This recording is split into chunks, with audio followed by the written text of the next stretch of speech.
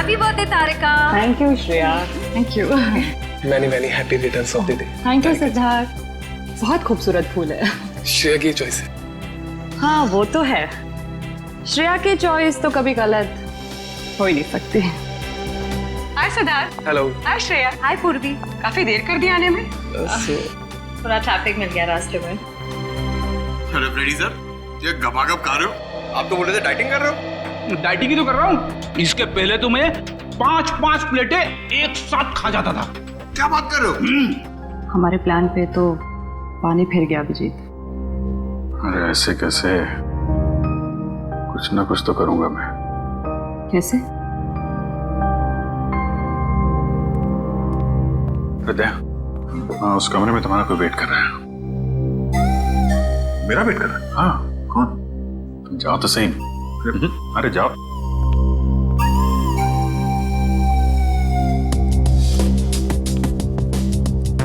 हे सिद्धार्थ, वो तुम्हें मेरी जासूसी नॉवेल्स की कलेक्शन देखनी थी ना? चलो दिखाती हूँ। चलो श्री। अरे कभी तो श्रेया को अकेले छोड़ो। ऐसी कोई बात नहीं है ना? चलो। इट्स ओके सिद्धार्थ, जाओ तो। चलो।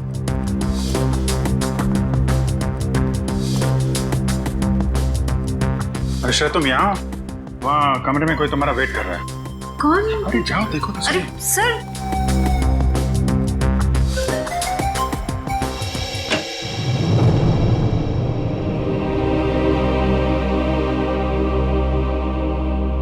श्रेया,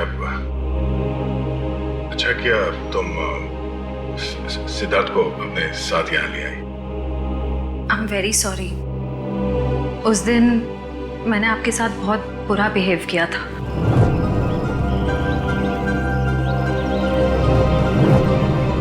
छोड़ो ना, मैं भूल गया हूँ, तुम भी भूल जाओ। काश भूल पाना इतना आसान होता।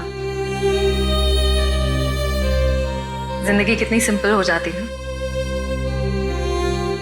श्रेया, ये यादें ही तो है जो उदास दिलों को जिंदगी जीने का हौसला देती है। अगर यादें ही ना हो तो जिंदगी कितनी बोरिंग हो जाएगी। तो क्या तुमने सिद्धार्थ से शादी करने का फैसला कर लिया? मेरा दिल कुछ और कह रहा है, दिमाग कुछ और। मैं जानता हूँ श्रेया, हमारे काम में हम दिल की नहीं दिमाग की सोचते हैं, मगर एक बार सीआईडी ऑफिसर ने एक आम लड़की की तरह सोचो। दिल का इस्तेमाल करो, उसकी आवाज सुनो। मेरे दिल में तो एक ही इंसान का नाम गूंजता रहता है, और वो नाम है श्रेया। सिद्धार्थ। सिद्धार्थ प्लीज, सिद्धार्थ मेरी बात तो सुनो प्लीज। अब सुनने को बाकी क्या रह गया? पूरी हकीकत मैंने अपनी आंखों से देख ली है। तुम दया से प्यार करती हो ना?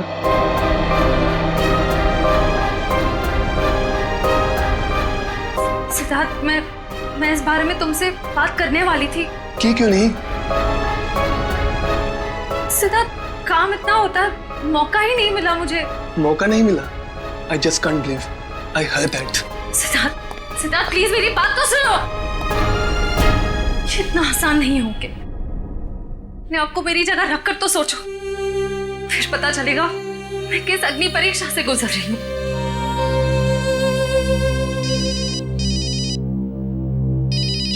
हेलो, कौन? सर, दोनों पति पत्नी थे, प्रमोद और शांति। सर, हमने कभी सपने में भी नहीं सोचा था कि हमारे होटल में ऐसा कुछ होगा। एक मिनट, आप बाहर खड़े रहिए।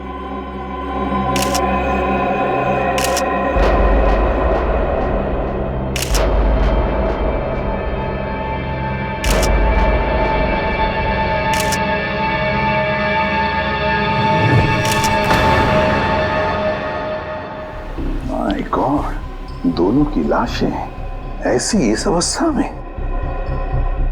सर, इतने सारे केस सॉल्व किए, लेकिन इस तरह का केस कभी नहीं देखा। सर, लगता है ये दोनों खूनी से विनती कर रहे थे कि वो इन्हें छोड़ दे, मगर खूनी ने जरा भी दया नहीं दिखाई। नहीं फ्रेडी, लगता है खूनी ने पहले इन दोनों को मारा और फिर यहाँ लाकर बिठा दिया, हाथ पैर बांध दिए। जिस तरह से इन दोनों को बिठाया कुर्सी में, लगता है खूनी हमसे कुछ कहना चाहता है। ये देखो, कम से कम 6-7 वार तो किए इस बेचारी पर। ऐसे इतनी बेरहमी से मारा है जैसे ये खूनी कोई सिर फिरा हो या फिर बदले की आग में ये सब किया है उसने।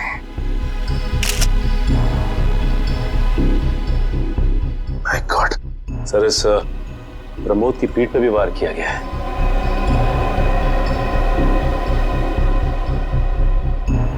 क्या हुआ? सर, इसकी सांसें चल रही है, जिंदा ही। प्रमोद जिंदा है? तो जल्दी से इसे हॉस्पिटल ले जाओ, इसका जिंदा रहना बहुत जरूरी है। संभाल के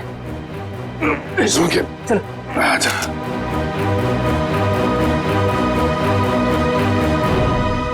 एक बात बताओ, ये खूनी अंदर आया कैसे? किसी ने देखा कैसे? नहीं सर, ये सब रात में हुआ सर, और रात के वक्त इसकी ड्यूटी रहती है सर, इससे पूछिए आप। कैसे हुआ ये सब? सर, कुछ देर के लिए मेरी आंख लग गई थी रिसेप्शन डेस्क के ऊपर। तुम्हें शर्म नहीं आती ये कहते हुए कि तुम्हारी आंख लगी थी ड्यूटी पर? Sorry sir. एक बात बताओ, ये दोनों प्रमोद और शांति कब से रह रहे तुम्हारी होटल में? सर, पिछले 6 दिनों से रह रहे थे और आगे भी 1 महीने रहने का प्लान था सर। क्यों, कुछ बताया इन्होंने? सर, प्रमोद जी की नई नौकरी लगी थी, नासिक से इस शहर में नए आए थे, उन्हें अपना घर नहीं मिला, इसीलिए होटल में रह रहे थे सर। ठीक है, जाओ। वंश, प्रमोद और शांति, इन दोनों की पूरी जानकारी चाहिए मुझे।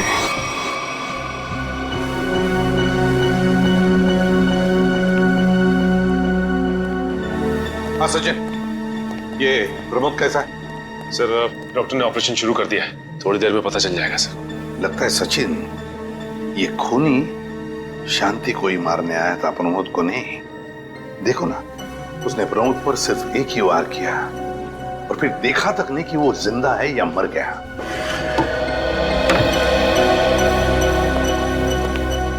डॉक्टर साहब, कैसा है प्रमोद? हमने प्रमोद को बचा तो लिया है, मगर मगर क्या? वो कोमा में चले गए हैं। कोमा में? लेकिन डॉक्टर साहब, प्रमोद को होश तो आ जाएगा ना? हम तो अपनी तरफ से पूरी कोशिश करेंगे, मगर कुछ कहा नहीं जा सकता। Thank you. कुछ भी हो, प्रमोद होश में आना ही चाहिए। खूनी को सिर्फ प्रमोद ने ही देखा है। डॉक्टर साहब, शांति की लाश से कुछ पता चला? दया, मौत की वजह तो तुम लोगों को क्राइम स्पॉट पे ही पता चल गई होगी। पेट पर चाकू के इतने सारे घाव हैं, उसी की वजह से मौत हो गई बेचारे की। हाँ, वो तो हमें पता चल गया था। उसके अलावा कुछ और? हाँ, एक खास बात, 2 महीने पहले इसका किडनी का ऑपरेशन हुआ था। ये देखो, इसमें एक फोटो है। किडनी का ऑपरेशन? वंश, पता करो शहर के किस हॉस्पिटल में शांति के किडनी का ऑपरेशन हुआ था। और सर, वो क्राइम सीन पे जो खून मिला था वो शांति और प्रमोद का ही है। खूनी ने खून करने से पहले एक कदम फूंक कर रखा है। हाँ, काफी प्लानिंग की है खूनी ने इस जुर्म को अंजाम देने के लिए। उसे पता था कि ये प्रमोद ऑफिस से कितने बजे वापस आता है, और वो होटल के कमरे में पहुंच गया जब दोनों मौजूद थे। पर सर, अगर उसका मकसद शांति को ही मारना था, तो वो तो प्रमोद के आने से पहले ही जुर्म को अंजाम देकर वहां से फरार हो सकता था। हाँ, ये बात तो है। मुझे लगता है खूनी ने प्रमोद के ऊपर सिर्फ एक ही बार वार किया, और वो इसलिए क्योंकि वो चाहता था कि वो कोमा में पहुंच जाए और जिंदा लाश बन जाए। सर, लगता है ये खूनी कोई एक्सपर्ट है जो अच्छी तरह से जानता था कि वार कहाँ पे करना है। सर, वो एक्सपर्ट नहीं, मुझे तो सरफिरा लगता है। वरना मारने के बाद इन्हें प्रार्थना की पोजीशन में क्यों बैठा था? कोई तो गहरा कारण है सबके पीछे जो इस खूनी के अतीत से जुड़ा हुआ है। क्या प्रमोद की बीवी का खून हो गया और प्रमोद कोमा में है? जी हाँ। खैर, अब ये बताइए कि पिछले कुछ दिनों से प्रमोद का स्वभाव कैसा था? क्या वो डरा डरा रहता था या कुछ और अजीब बात? नहीं, ऐसा तो कुछ नहीं था। पर हाँ सर, मैंने उनको काम में बहुत सारी गलतियां करते देखा। साफ साफ बताइए, प्रमोद किस तरह की गलतियां कर रहा था? बेसिक अकाउंटिंग की गलतियां। मुझे तो हैरानी हो रही थी कि इतने काबिल और इतने क्वालिफाइड इंसान ऐसे बच्चों वाली गलतियां कैसे कर सकता है कोई। वो तो अच्छा हुआ कि मैंने उनकी गलती देख ली, वरना पूरी अकाउंट शीट खराब हो जाती। सर, मुझे तो लगता है उन्हें काम आता ही नहीं था। ऐसा कैसे हो सकता है? वो जिस कंपनी से आए थे वो तो बहुत बड़ी कंपनी थी, और कोई भी बड़ी कंपनी किसी ऐसे आदमी को अपने यहाँ नौकरी पर क्यों रखेगी जिसे उसका काम ही नहीं आता हो। अब तो इस प्रमोद की सारी कुंडली निकालनी ही पड़ेगी। तो पति पत्नी प्रमोद और शांति एक नंबर के धोखेबाज थे। उनके सारे सर्टिफिकेट्स और डॉक्यूमेंट्स नकली हैं, स्कूल और कॉलेज हर जगह के। ऐसी क्या वजह हो सकती है जिस वजह से 420 करके ये उस फाइनेंस कंपनी में काम कर रहा था? ये उस प्रमोद को वहाँ काम करके क्या फायदा हो सकता है? इस सवाल का जवाब तो उसी वजह से जुड़ा है निखिल, जिसकी वजह से इस प्रमोद की हत्या की गई। पर वजह जो भी हो, उस वजह का पता तो सीआईडी निकाल ही लेगी। लेकिन सर, हो सकता है इन दोनों का नाम भी नकली हो सकता है। ऐसा भी हो सकता है कि ये दोनों असली प्रमोद और शांति हो ही ना, बल्कि कोई बहरूपिये हों जिन्होंने उन दोनों की जगह ले ली हो सकता है। एक सेकंड। हेलो, हाँ बोल रहा हूँ। हाँ, कौन सा hospital? Okay, thank you so much. क्या हुआ निखिल? हमारा अंदाजा सही निकला।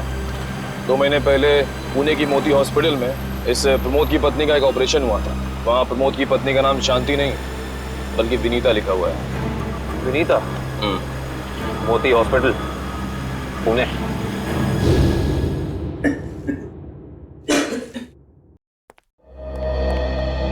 एक्सक्यूज मी, एक वक्त पे सिर्फ एक ही मरीज अंदर आएगा? हम लोग सीआईडी से। सीआईडी? मगर यहाँ मुजरिम कौन है? इसी की तलाश है हमें। एक्चुअली आपके हॉस्पिटल में 2 महीने पहले एक ऑपरेशन हुआ था, उसी के बारे में कुछ जानकारी चाहिए हमें। किसका ऑपरेशन? ये दोनों आपकी हॉस्पिटल में आए थे? ये तो मिसेस विनीता कुमार हैं। हाँ, मिसेस विनीता कुमार। और ये इनके पति, इनकी मौत हो गई? जी हाँ, विनीता कुमार का खून हो चुका है और उनके पति प्रमोद अब कोमा में है। डॉक्टर ये बताइए कि मिसेस विनीता कुमार ने किडनी का ऑपरेशन कराया था ना? जी हाँ। हम उसके मेडिकल रिपोर्ट्स देख सकते हैं? यहाँ पे तो पति का नाम त्रिलोक कुमार लिखा है। मतलब त्रिलोक बन गया प्रमोद और विनीता बन गई शांति। इस पेपर में उनके घर का एड्रेस लिखा हुआ है। चल के पता करें, शायद कुछ पता चल जाए। नहीं निखिल, कोई फायदा नहीं होगा। इनकी पहचानों की तरह इनका एड्रेस भी नकली होगा, देखना। हाँ, हमने इन्हें ऑपरेशन के कुछ रिपोर्ट्स कोरियर की थी, मगर वो कोरियर वापस आ गए थे। डॉक्टर ये बताइए कि इन्होंने ऑपरेशन का पेमेंट कैश में की थी या चेक से या किसी कार्ड से? इंश्योरेंस के जरिए। इंश्योरेंस? उस इंश्योरेंस कंपनी के कोई कागजात, कोई डॉक्यूमेंट्स हैं आपके पास? हाँ, इसी फाइल में होंगे। गुड।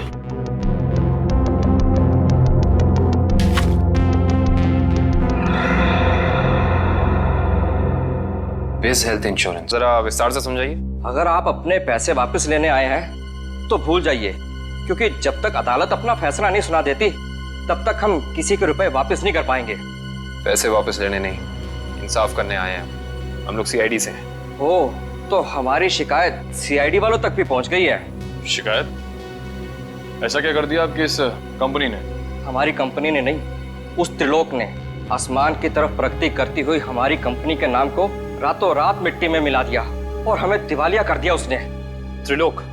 एक सेकंड, आप इस त्रिलोक की बात तो नहीं कर रहे? हाँ, यही तो है वो। पर इसे क्या हुआ? किसी ने इसकी जान लेने की कोशिश की है। फिलहाल ये कोमा में। ये तो होना ही था, इतने लोगों को जो धोखा दिया इसने। किस धोखे की बात कर रहे हैं? हमारी कंपनी के क्लाइंट्स को झूठे सपने दिखाकर कहा कि सबके पैसे एक ही महीने में 2 गुना कर दूंगा, पर सबके पैसे बटोरकर 9 तो 11 हो गया वो।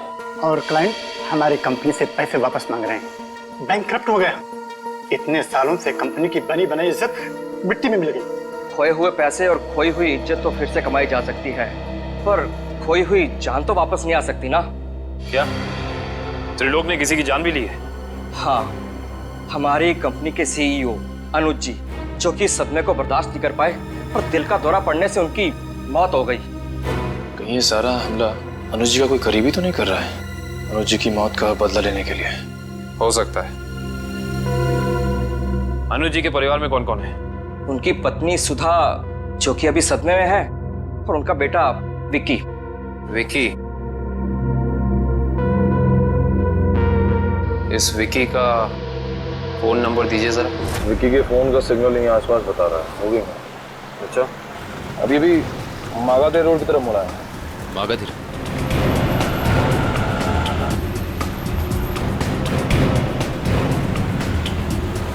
देखो सिग्नल में कुछ पता चला? एक मिनट क्या हुआ? इस विकी के फोन का सिग्नल यहीं आसपास बता रहा है। कहीं विकी इस बाइक पे तो नहीं? हाँ सर, हो सकता है ये विकी हो। चेक करते हैं।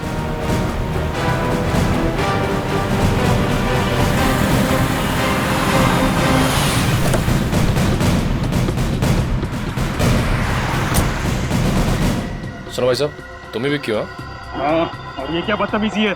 तुम लोग मेरा नाम कैसे जानते हो? तुम्हारा नाम और तुम्हारे सारे कारनामों के बारे में जानते हैं हम। सीआईडी। इस शहर में क्या कर रहा है? हाँ?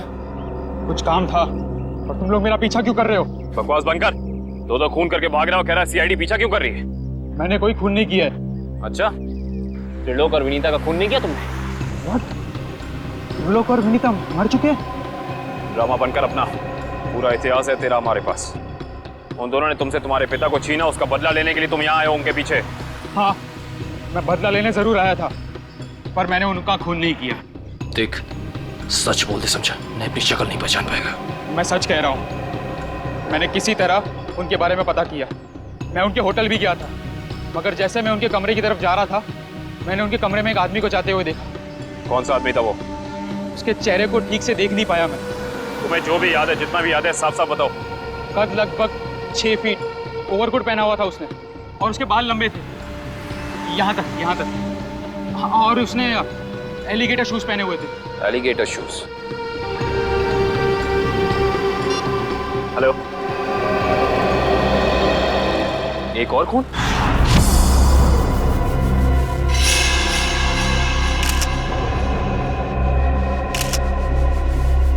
लाश ऐसे अजीब ढंग से क्यों बैठा है? कमाल है सर, पिछले वाले केस में खूनी ने उन दोनों को होटल में चाकू मारकर प्रार्थना वाली पोजीशन में बैठाया था, और इसे गोली मार के इस तरह से। लगता है दोनों का खूनी एक ही है। गोली सीधे माथे के बीचों बीच मारी है। अगर ये सीरियल किलर होता तो इसे भी चाकू से मारता सर, क्योंकि विनीता को उसने चाकू से मारा था, इसे तो गोली मारी। हाँ, मगर लाशों को ऐसे एक ही ढंग से बिठाना क्या दो अलग अलग खूनी करेंगे? मुझे लगता है दोनों का खूनी एक ही है, और जिस वक्त इस दिग्वांशु का खून हुआ, लगता है खाना खाने ही वाला था।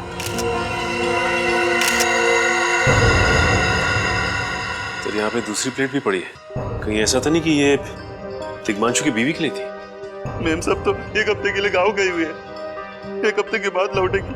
तो क्या घर में कोई और आदमी था जिसके लिए दिग्वांशु ने एक और प्लेट में खाना डाला? नहीं साहब। अच्छा, जब तुम घर वापस आए उस वक्त ये दरवाजा खुला था या बंद था? नहीं साहब, बंद था। तो फिर तुम घर के अंदर कैसे आए? साहब ने एक चाबी मेरे पास भी दे रखी है। तो जो कोई भी था, ऐसा लगता है कि दिग्वांशु उस आदमी को जानता था। एक काम करो सचिन, पंकज, घर की अच्छी तरह से तलाशी लो, देखो कुछ मिलता है क्या।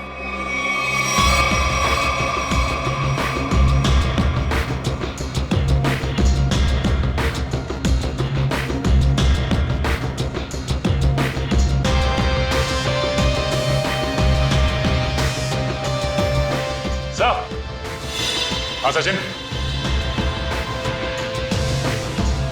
हाँ सचिन, ये देखिए सर, यहाँ से शीशा निकाला गया है, चिटकनी खोली गई है, और यहाँ से बाहर जाने का रास्ता भी है। मतलब कोई अंदर यहाँ इस खिड़की से आया था? सर, लेकिन इस घर में तो सेफ्टी अलार्म भी है सर। अगर यहाँ से कोई अंदर आया है तो सेफ्टी अलार्म बजना चाहिए था, और सिक्योरिटी गार्ड को भी अंदर आना चाहिए था। अब इसका जवाब तो सिक्योरिटी गार्ड ही देगा।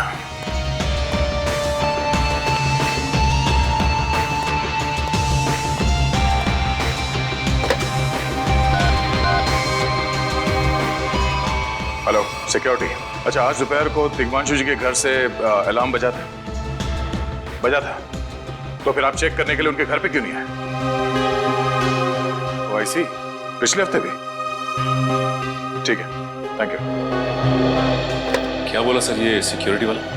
सिक्योरिटी का कहना है कि अलार्म बजा था और उन लोगों ने घर में फोन भी किया, तो दिग्वांशु जी ने कहा कि गलती से अलार्म बज गया, इसलिए वो लोग ऊपर नहीं आए। सर, हो सकता है दिग्वांशु ने मजबूरी में कहा, खूनी ने उसके सर पे गन तान दी हो। कुछ कह नहीं सकते। बात करते वक्त अगर थोड़ी सी भी टेंशन हो आवाज में, तो ये सिक्योरिटी वाले तुरंत भाप लेते हैं। दरअसल पिछले हफ्ते भी दिग्वांशु के घर से अलार्म बजा था, और जब सिक्योरिटी वालों ने फोन किया था तो तिग्मांशु ने यही कहा था कि गलती से बच गया। सर ये खूनी काफी चालाक लगता है, खेल खेल रहा है ये। देखते हैं, जरा देखो इस घर में कुछ और मिलता है क्या। खूनी ने कोई ना कोई सुराग जरूर छोड़ा होगा, चेक करो।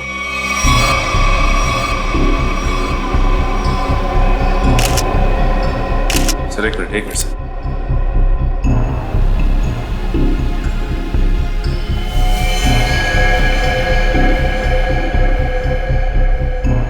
ये देखिए सर, खून। खून यहाँ कैसे? कहीं खूनी का तो नहीं है खून? ये तो डॉक्टर सालों के ही बताएंगे। वो खून किसका है ये अभी पता चल जाएगा। तारिक आती होगी रिपोर्ट लेकर के। डॉक्टर साहब, इस तिग्मांशु के बारे में कुछ और पता चला? हाँ। वो कैसे? इसे गोली मारने से पहले बेहोश किया गया था। क्या? इसे बेहोश किया था? इसके खून में मुझे एक खास किस्म की दवाई के अंश मिले जो अक्सर इंसान को बेहोश करने के लिए दी जाती है, और वो दवाई से इंजेक्शन के जरिए दी गई थी। ये देखो। सर बहुत ही अजीब बात है। अगर खूनी इसे मारना चाहता था तो सीधा गोली मारकर इसका काम तमाम कर सकता था। फिर ये जहर की दवाई क्यों दी होगी? और सर एक और बात पता चली, तिग्मांशु जिस हालात में हमें मरा हुआ मिला था वो एंशिएंट कल्चर के हिसाब से प्रार्थना करने की पोजीशन, खाना खाने से पहले। तो फिर तो शांति और तिग्मांशु दोनों का खूनी एक ही आदमी है। ये खूनी के लिए ये हत्याएं जुर्म नहीं, एक जश्न है। इसीलिए उसने टेबल पे ये प्लेटें सजाई, उसमें खाना रखा, एक अपने लिए और एक तिग्मांशु के लिए। और सर तिग्मांशु को प्रार्थना की पोजीशन में बैठा के उसने गोली मार दी। सर मैंने कहा था ना, ये खूनी एकदम सरफिरा है सर। हाँ सर, लगता है ये खूनी अपने आप को बहुत शक्तिशाली महसूस करता है। जिस वक्त इन सब की गर्दनें झुकी होती हैं उसके सामने, उसे आनंद आता है। नहीं सचिन, खूनी का मकसद लोगों को अपने सामने झुकाना नहीं, बल्कि अपने लिए प्रार्थना करवाना था। क्या मतलब? ये रही उस खून की रिपोर्ट। ये खून ना ही तिग्मांशु का है और ना ही उसके घर वालों का। ये खून उस खूनी का ही है। खूनी का? मगर वहां तो हाथापाई के कोई निशान नहीं मिले, और उस जगह को देख के ऐसा लगा भी नहीं कि तिग्मांशु ने सेल्फ डिफेंस में खूनी के ऊपर हमला किया होगा। वो इसलिए दया क्योंकि ये खून खूनी ने अपने मुंह से थूका था। हमें इसके खून में से इसके सलाइवा के कुछ अंश भी मिले। उसकी तबीयत खराब है क्या? हाँ, वो बीमार है। उसके खून में एथिमोलाइसिन नाम की दवाई का अंश मिले और उसका कीमोथेरेपी हुआ था। इसका मतलब उसे कैंसर है, ब्रेन का कैंसर, लास्ट स्टेज का ब्रेन कैंसर। इसीलिए वो लोगों से अपने लिए प्रार्थना करवा रहा है ताकि उसकी बीमारी ठीक हो जाए। हमारे क्रिमिनल डेटाबेस में चेक करो, पता करो ये कोई पुराना पापी तो नहीं है। नहीं सर, उस खूनी का हमारे क्रिमिनल डेटाबेस में कोई रिकॉर्ड नहीं है। कोई इतिहास नहीं है? नहीं सर। सर तिग्मांशु की पूरी कुंडली निकाल के लाओ सर। प्रमोद की तरह इसकी पहचान भी नकली है। व्हाट? हाँ सर, ये देखिए, उसका असली नाम राकेश है, और जिस तरह प्रमोद को 420 की आदत थी, ठीक उसी तरह राकेश भी भोली भाली लड़कियों को फंसाता था शादी के झांसे में। कई लड़कियों ने आत्महत्या की है इस तिग्मांशु और राकेश के चक्कर में। हाँ सर, शादी के बाद उनके पैसे लेके ये गायब हो जाता। सर इसका मतलब खूनी ने 2 ऐसे लोगों को मारा जो पहले से मुजरिम थे। शायद उसने सोचा होगा कि मरने से पहले कुछ अच्छे कर्म कर लूं। नहीं श्रेया, जरूर कोई रिश्ता रहा होगा उसका इन दोनों अपराधियों के साथ। पता करो इन दोनों अपराधियों का केस किस पुलिस स्टेशन में फाइल किया गया था? सर ब्रेन कैंसर के जितने भी पेशेंट्स हैं शहर में, उन सबकी लिस्ट मिल गई है। कुल मिला के ऐसे 50 पेशेंट्स हैं, जिसमें से 10 पेशेंट्स ऐसे हैं जो कैंसर की लास्ट स्टेज पे हैं। उनमें से 4 औरतें हैं, बचे 6। हाँ सर, और इन 6 में से 4 ऐसे हैं जो 70 साल से ऊपर के बुजुर्ग हैं। अब बचे 2, ये उदय और भानु। तुम इन दोनों से मिले? हाँ सर, ये उदय 6 महीने से हॉस्पिटल में है। और भानु? भानु सर 1 महीने से हैदराबाद में। ये कैसे हो सकता है सचिन? अगर वो मुजरिम इसी शहर में है तो कहीं ना उसका इलाज चल रहा होगा ना कहीं से वो दवाई खरीदता होगा। मांझी सर, इस शहर में जितने भी केमिस्ट है जहाँ पे ब्रेन कैंसर की दवाइयाँ बेची जाती है, उन सब की लिस्ट चाहिए मुझे। सब पता चल गया। त्रिलोक और राकेश दोनों के खिलाफ एक ही थाने में केसेस दर्ज किए गए थे, जगतपुरी थाने। इस केस का पूरा इतिहास जगतपुरी थाने से ही पता चलेगा। Excuse me. यस। आपकी दुकान पे ब्रेन कैंसर की दवाइयाँ बेची जाती हैं? जी हाँ, हमारी दुकान उन चुनिंदा दुकानों में से है जहाँ ये दवाई आपको मिलेगी।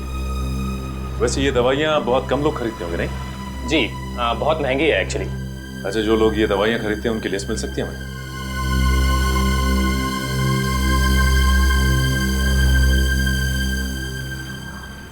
ये रही वो लिस्ट।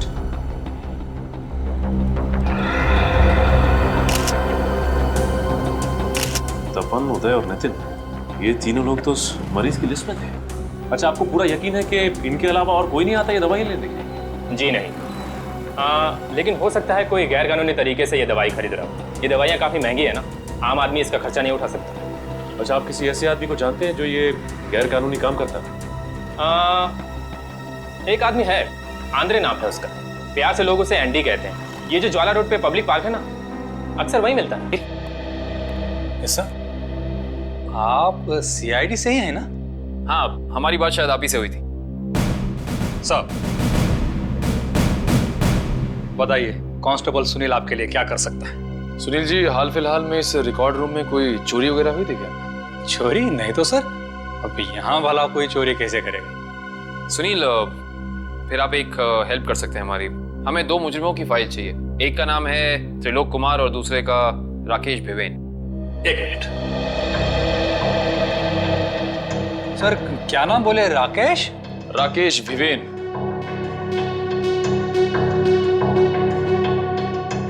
कमाल है, इसकी फाइल तो है नहीं यार। अच्छा, वो दूसरा नाम क्या बोले? त्रिलोक? त्रिलोक कुमार। इसकी भी नहीं है? दोनों की फाइल्स नहीं। हाँ सर, लेकिन यहाँ पर चोरी की तो कोई घटना नहीं घटी। पता नहीं फाइलें गायब कैसे हो गई। सुनील, यहाँ याद करने की कोशिश करो, हाल ही में कोई दुर्घटना घटी थी क्या? पिछले महीने ऑफिस एरिया में आग लग गई थी, तो अच्छा हुआ फायर ब्रिगेड वाले जल्दी आ गए और हमारे रिकॉर्ड्स नष्ट नहीं हुए। जरूर ये आग भी जानबूझकर लगाई गई थी। आग लगने की वजह क्या थी? वो बताया गया कि मेन स्विच बोर्ड के अंदर शॉर्ट सर्किट हुआ था। कोई इलेक्ट्रिशियन भी आया था काम करने के लिए। जरूर वहीं छेड़छाड़ की गई है। उस इलेक्ट्रिशियन का कोई आता, कोई पता, कोई कांटेक्ट है? दूसरे कांस्टेबल के पास था, लेकिन वो तो रिटायर होकर गांव चले गए। हाँ, कोई बात नहीं। सुनील, एक काम करिए, आप चेक करके बताइए कि और किन किन मुजरिमों की फाइल्स यहाँ से गायब हुई हैं। पता तो चले आखिर अगला शिकार है कौन इस अनोखे खूनी का। ये ले पैसे। अरे ये दवाइयाँ तो असली है ना। अरे अंकल जी, ये जो शक की बीमारी है ना, कैंसर से भी ज्यादा खतरनाक है। अगर आपको यकीन नहीं है कि ये दवाई असली है या नहीं, तो खुद जाकर दुकान से क्यों नहीं खरीद लेते? अरे तुम तो बुरा मान गए, मैं तो बस ऐसे ही पूछ रहा था, मेरा मतलब वो नहीं। जानते हो, इस तरह से दवाइयाँ बेचना और खरीदना दोनों गैर कानूनी है। बाकी तुम्हारा कोई फायदा नहीं है। मैंने सुना था कि सीआईडी बड़े-बड़े केस हैंडल करता है। मैं तो छोटा-मोटा चोर हूँ, जाने दो ना साहब। हाँ मिस्टर छोटे चोर, ये बताओ कि तुम्हारे पास से ये दवाइयाँ खरीदने के लिए कोई ऐसा आदमी आता था जो 6 फीट लंबा था और लंबे लंबे बाल थे उसके, और वो एलिगेटर वाले शूज पहनता था? हाँ, वही जो आगे से नुकीला होता है। हाँ, आया था चिराग। आप लोग चिराग को ढूंढ रहे हो? हाँ। कहाँ मिलेगा ये चिराग? हाँ? चिराग? लगता है चिराग घर पर नहीं है। कमरे अच्छी तरह से चेक करो, देखो कुछ मिलता है क्या। पंकज, कंप्यूटर चेक करो।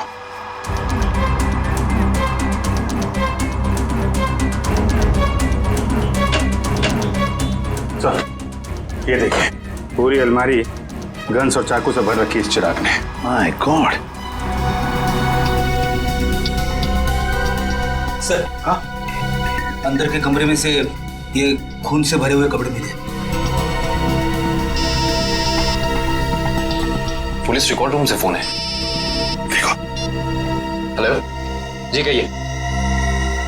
कौन? संदीप, स्वाधीन और हेमंत। ओके, ठीक है। कौन है ना?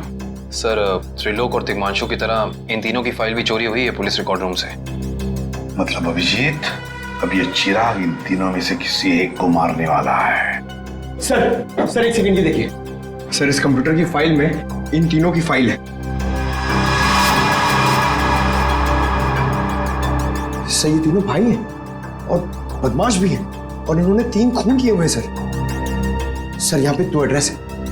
एक चीकूवाड़ी और एक चारकोप। चारकोप और चीकूवाड़ी। एक काम करते हैं अभिजीत, हम दोनों चीकूवाड़ी चलते हैं और तुम लोग तीनों भी चारकोप चले जाओ। Yes sir. हाँ चलो अभिजीत।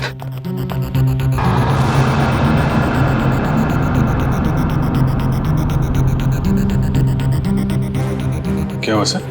अभिजीत ये पेन, ये मेरा पेन है अभिजीत। आपका पेन? यहाँ पे कैसे सर? ये पेन मैंने जग्गा को दिया था, जग्गा को। जग्गा सर? वो आपका खबरी? हाँ अभिजीत, मेरा खबरी। मगर जग्गा तो मर चुका है सर। हाँ अभिजीत तो मर चुका है, लेकिन जिस खून में तलाशी करने में मदद की थी जग्गा ने हमारी, उस वक्त वो खून भी इसी तरह हो रहे जैसे आज हो रहे हैं। खून करने के बाद लोगों को प्रार्थना की पोजीशन में रखा जाता है। चलते हैं सर। नहीं अभिजीत, क्योंकि अभिजीत जिस तरह से वो खून किए जा रहा है, लगता है मुझे संदेशा भेज रहा है, मुझे मिलना चाहता है अकेले में।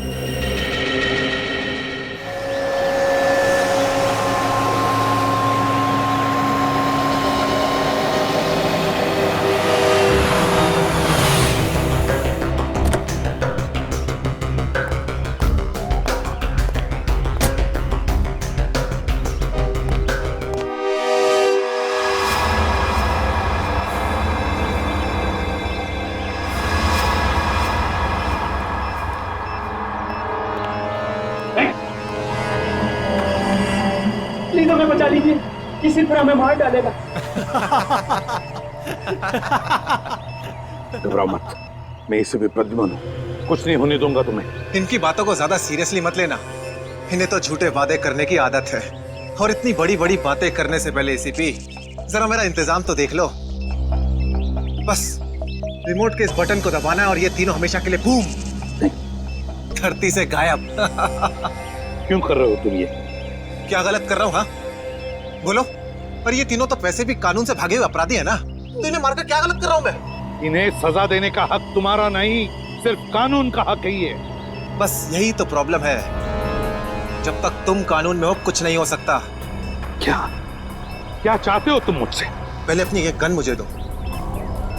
एसीपी मुझे अपनी गन दो, वरना मैं ये रिमोट दबा दूंगा।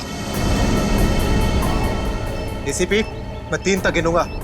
1 2 3। नहीं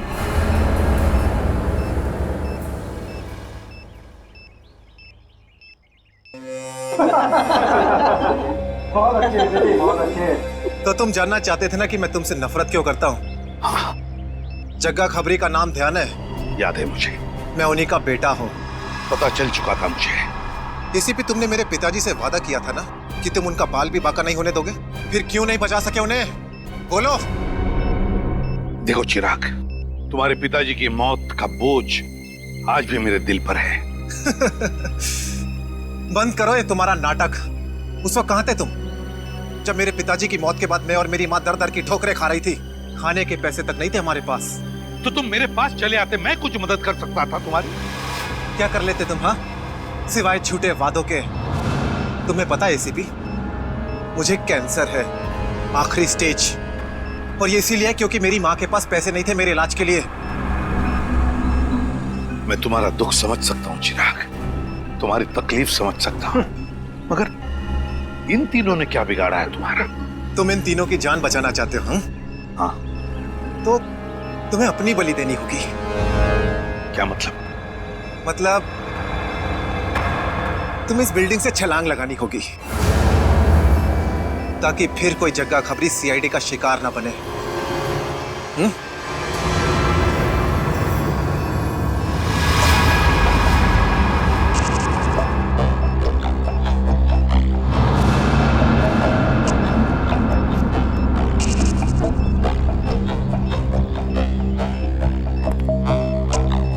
ठीक है, मंजूर है।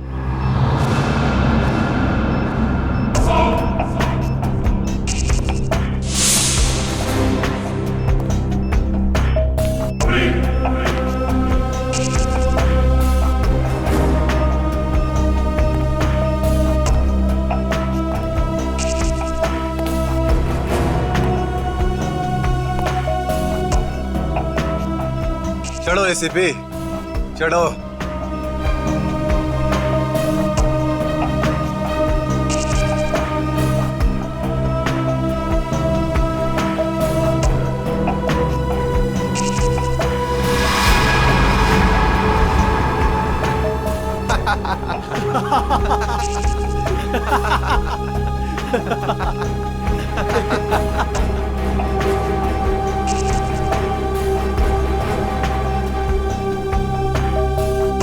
ऊपर जाकर मेरे पिताजी से माफी जरूर मांग लेना।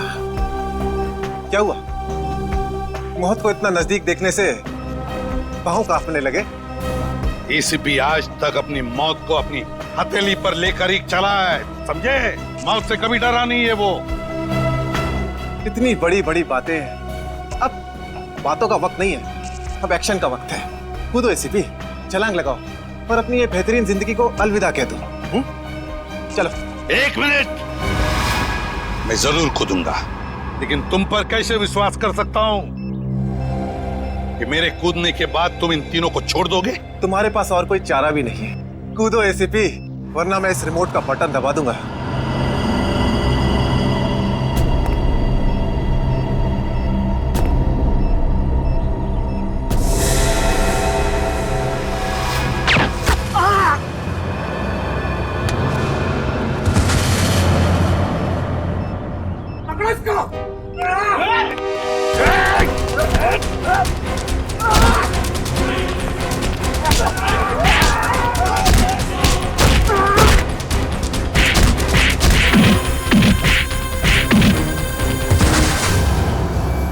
बस मिस्टर चिराग, बहुत चला लिया न्याय की अदालत। सीआईडी का काम सीआईडी को सौंप दो। रेडी? पंकज, उन तीनों के शरीर से बॉम्ब हटा दो, संभाल के। और तुम मेरे दोस्त, मेरा कबरी जग्गा के बेटे लगते ही नहीं। उस बेचारे ने तो अपनी जान कुर्बान की हमारी मदद करने में, कानून की मदद करने में, मगर तुम, लानत है तुम पर, जैसे घटिया काम करने निकले थे। 2 खून किए तुमने। तुम्हें तो शायद फांसी ही होगी, फांसी।